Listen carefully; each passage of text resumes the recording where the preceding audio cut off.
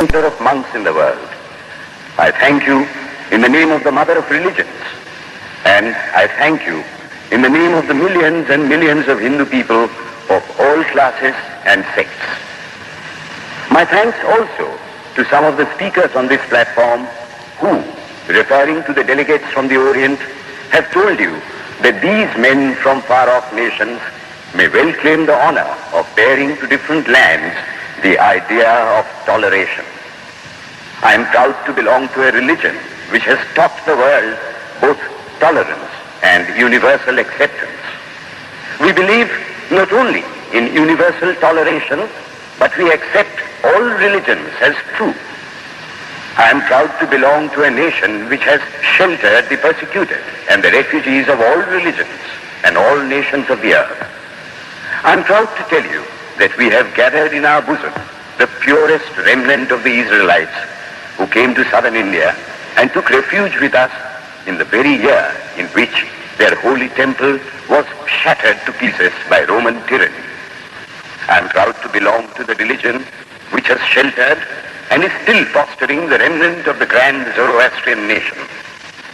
From the high spiritual flights of the Vedanta philosophy, of which the latest discoveries of science seem like echoes, to the low ideas of idolatry with its multifarious mythology, the agnosticism of the Buddhists and the atheism of the Jains, each and all have a place in the Hindu's religion.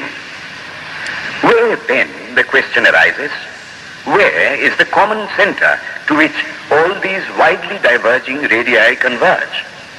Where is the common basis upon which all these seemingly hopeless contradictions rest?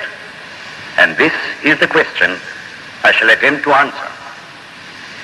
The Hindus have received their religion through revelation, the Vedas. They hold that the Vedas are without beginning and without end. It may sound ludicrous to this audience how a book can be without beginning or end. But by the Vedas, no books are meant. They mean the accumulated treasury of spiritual laws discovered by different persons in different times. Just as the law of gravitation existed before its discovery and would exist if all humanity forgot it, so is it with the laws that govern the spiritual world. The moral, ethical, and spiritual relations between soul and between individual spirits and the Father of all spirits were there before their discovery and would remain even if we forgot them. The discoverers of these laws are called rishis, and we honor them as perfected beings. I'm glad to tell this audience that some of the very greatest of them were women.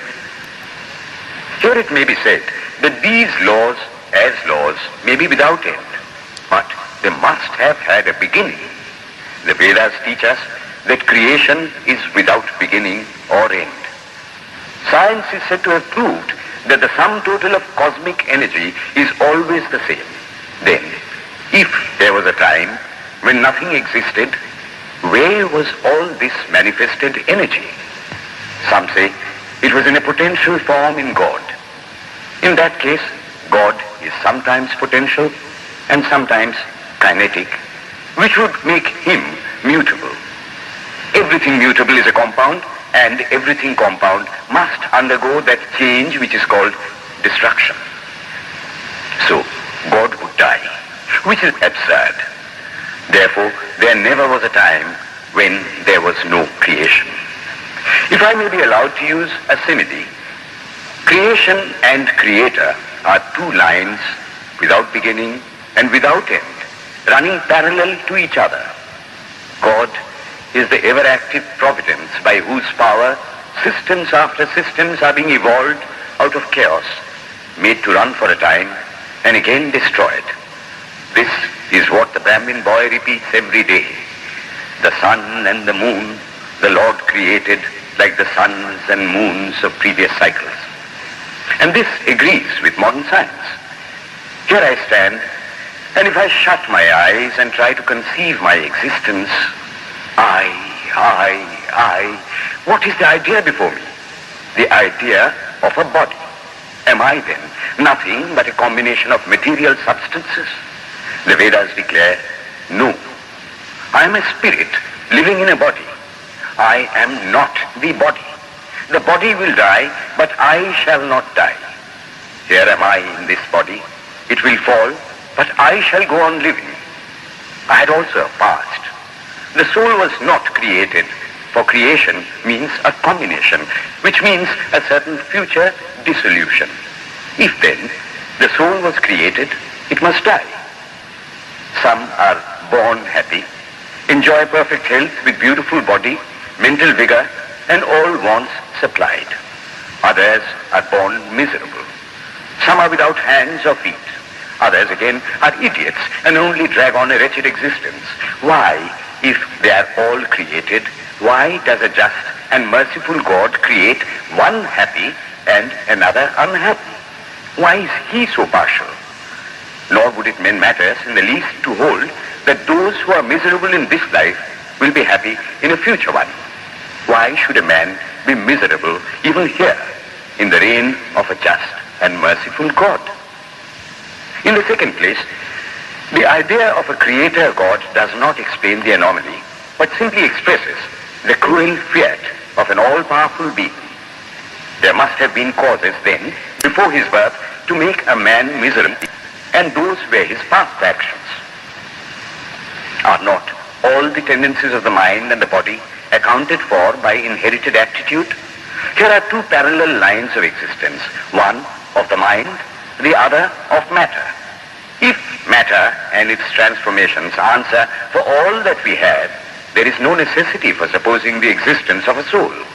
But it cannot be proved that thought has been evolved out of matter. And if a philosophical monism is inevitable, spiritual monism is certainly logical and no less desirable than a materialistic monism. But neither of these is necessary here.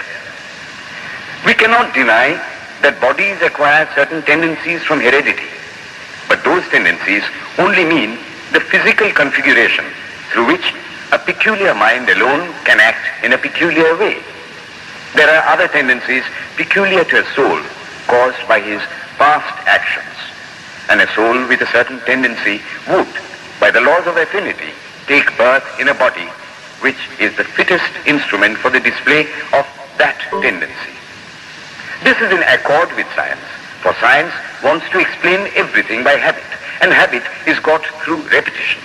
So, repetitions are necessary to explain the natural habits of a newborn soul, and since they were not obtained in this present life, they must have come down from past lives. There is another suggestion. Taking all these for granted, how is it that I do not remember anything of my past life? This can be easily explained. I am now speaking in English. It is not my mother tongue. In fact, no words of my mother tongue are now present in my consciousness. But let me try to bring them up. And they rush in. That shows that consciousness is only the surface of the mental ocean, and within its depths are stored up all our experiences. Try and struggle.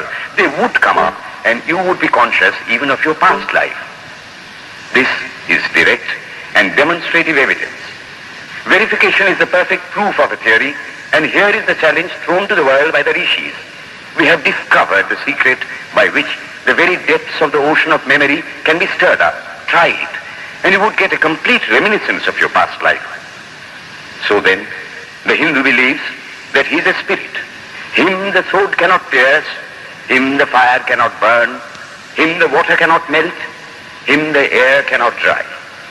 The Hindu believes that every soul is a circle, whose circumference is nowhere, but whose center is located in the body, and that death means the change of the center from body to body. Nor is the soul bound by the conditions of matter. In its very essence, it is free, unbounded, holy, pure, and perfect. But somehow or other, it finds itself tied down to matter, and thinks of itself as matter. Why should the free, perfect, and pure being be thus under the thraldom of matter, is the next question. How can the perfect soul be deluded into the belief that it is imperfect? We have been told that the Hindus shirk the question and say that no such question can be there. Some thinkers want to answer it by positing one or more quasi-perfect beings and use big scientific names to fill up the gap. But naming is not explaining. The question remains the same. How can the perfect become the quasi-perfect? How can the pure, the absolute, change even a microscopic particle of its nature? But the Hindu is sincere. He does not want to take shelter under sophistry.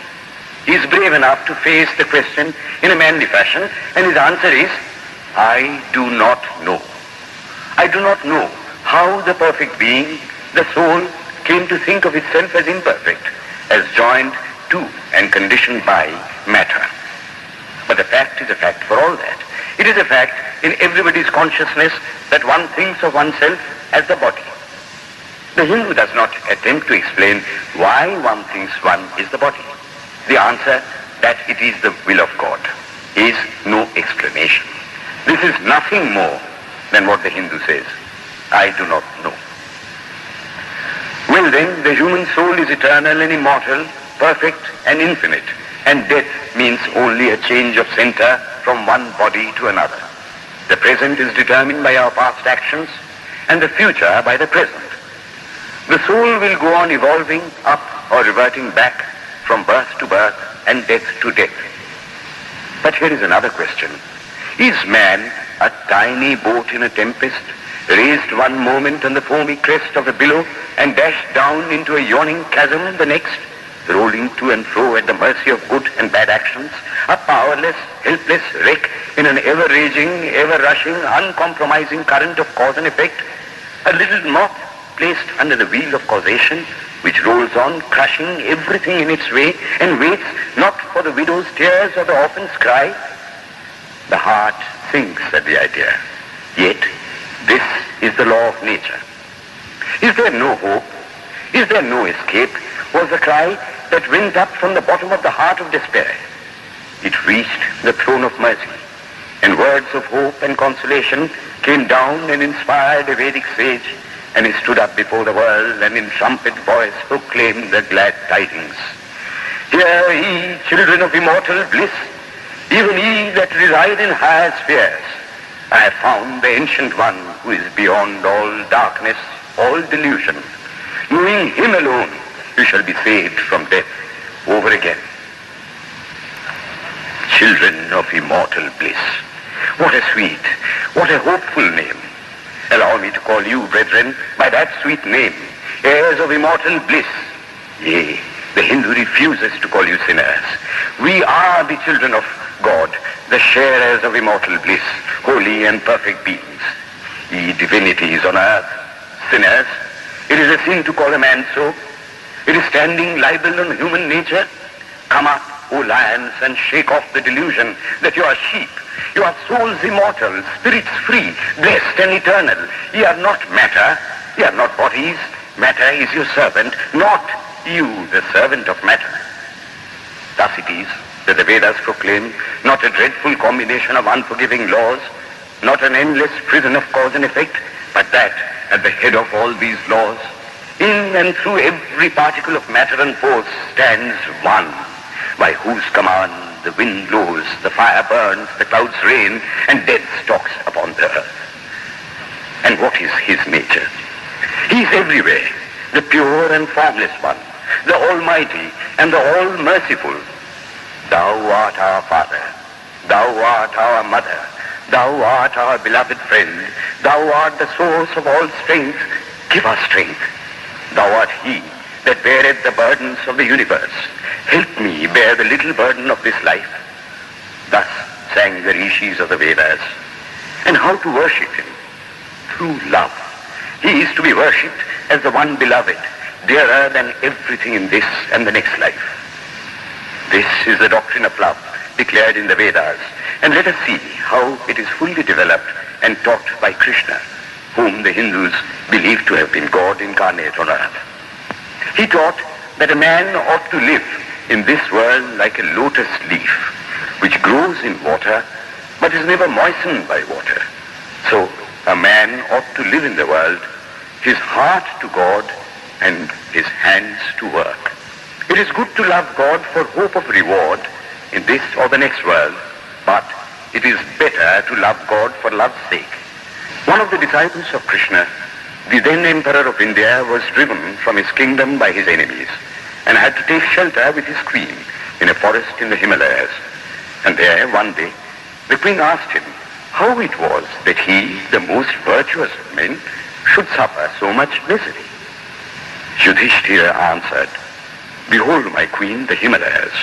How grand and beautiful they are. I love them. They do not give me anything, but my nature is to love the grand, the beautiful. Therefore, I love them. Similarly, I love the Lord. He is the source of all beauty, of all sublimity.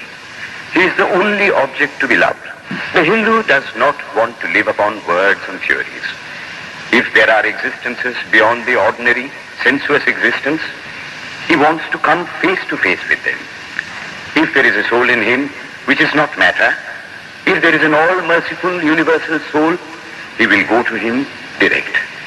He must see him, and that alone can destroy all doubts. So, the best proof a Hindu sage gives about the soul, about God, is, I have seen the soul, I have seen God. And that is the only condition of perfection. The Hindu religion does not consist in struggles and attempts to believe a certain doctrine or dogma, but in realizing, not in believing, but in being and becoming. Thus, the whole object of their system is by constant struggle to become perfect, to become divine, to reach God and see God. And this reaching God, seeing God, becoming perfect, even as the Father in heaven is perfect, constitutes the religion of the Hindus. And what becomes of a man when he attains perfection? He lives a life of bliss infinite. He enjoys infinite and perfect bliss, having obtained the only thing in which man ought to have pleasure, namely God, and enjoys the bliss with God. So far, all the Hindus are agreed. This is the common religion of all the sects of India. But then, perfection is absolute, and the absolute cannot be two or three. It cannot have any qualities. It cannot be an individual. And so, when a soul becomes perfect and absolute, it must become one with Brahma, and it would only realize the Lord as the perfection, the reality of its own nature and existence, the existence absolute, knowledge absolute, and bliss absolute. We have often and often read this called the losing of individuality and becoming a stock or a stone. He jests at scars that never felt a wound. I tell you, it is nothing of the kind. If it is happiness to enjoy the consciousness of this small body, it must be greater happiness to enjoy the consciousness of two bodies, the measure of happiness increasing with the consciousness of an increasing number of bodies, the aim, the ultimate of happiness being reached when it would become a universal consciousness. Therefore, to gain this infinite universal individuality, this miserable little prison individuality must go. Then alone can death cease when I am one with life. Then alone can misery cease when I am one with happiness itself. Then alone can all error cease when I am one with knowledge itself. And this is the necessary scientific conclusion. Science has proved to me that physical individuality is a delusion, that really my body is one little continuously changing body in an unbroken ocean of matter, and Advaita, or unity, is the necessary conclusion with my other counterpart, soul. Science is nothing but the finding of unity. As soon as science would reach perfect unity, it would stop from further progress, because it would reach the goal. Thus, chemistry could not progress farther when it would discover one element out of which all others could be made.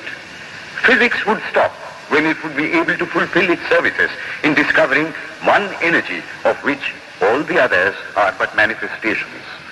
And the science of religion become perfect when it would discover Him who is the one life in a universe of death, Him who is the constant basis of an ever-changing world, one who is the only soul of which all souls are but delusive manifestations.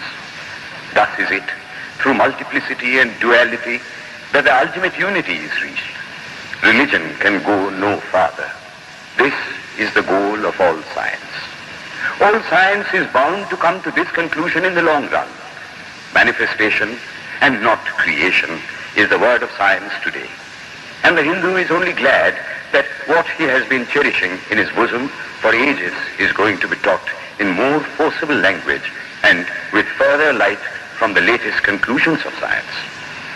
Descend we now from the aspirations of philosophy to the religion of the ignorant. The tree is known by its fruits. When I have seen amongst them that are called idolaters, men, the like of whom in morality and spirituality and love I have never seen anywhere, I stop and ask myself, can sin beget holiness? Superstition is a great enemy of man, but bigotry is worse. Why does a Christian go to church? Why is the cross holy?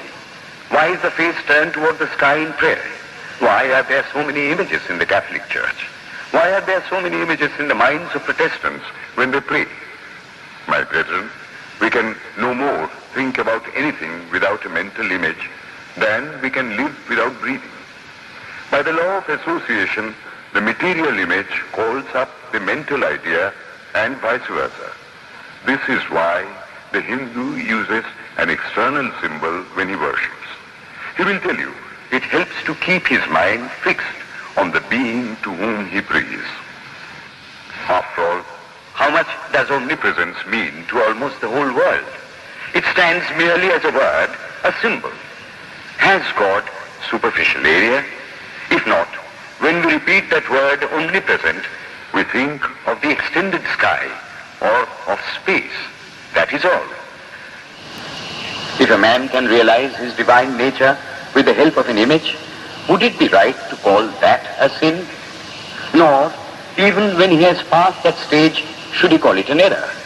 To the Hindu, man is not traveling from error to truth, but from truth to truth, from lower to higher truth. To him, all the religions, from the lowest fetishism to the highest absolutism, means so many attempts of the human soul to grasp and realize the infinite, each determined by the conditions of its birth and association, and each of these marks a stage of progress.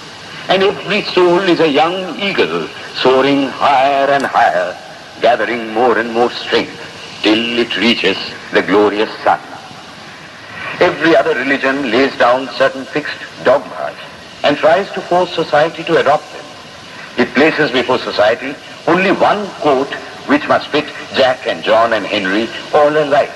If it does not fit John or Henry, he must go without a coat to cover his body. The Hindus have discovered that the absolute can only be realized or thought of or stated through the relative. And the images, crosses and crescents are simply so many symbols, so many pegs to hang spiritual ideas on.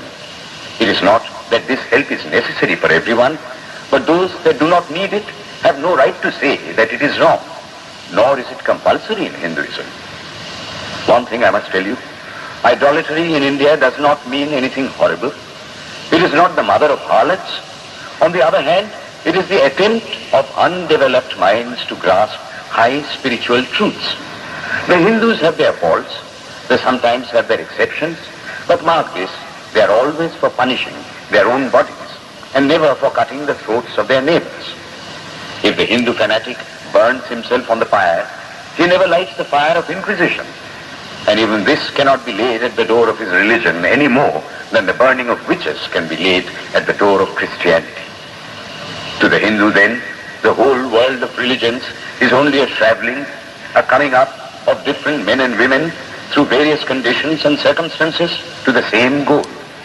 Every religion is only evolving a God out of the material man, and the same God is the inspirer of all of them. Why then are there so many contradictions? They are only apparent, says the Hindu. The contradictions come from the same truth, adapting itself to the varying circumstances of different natures.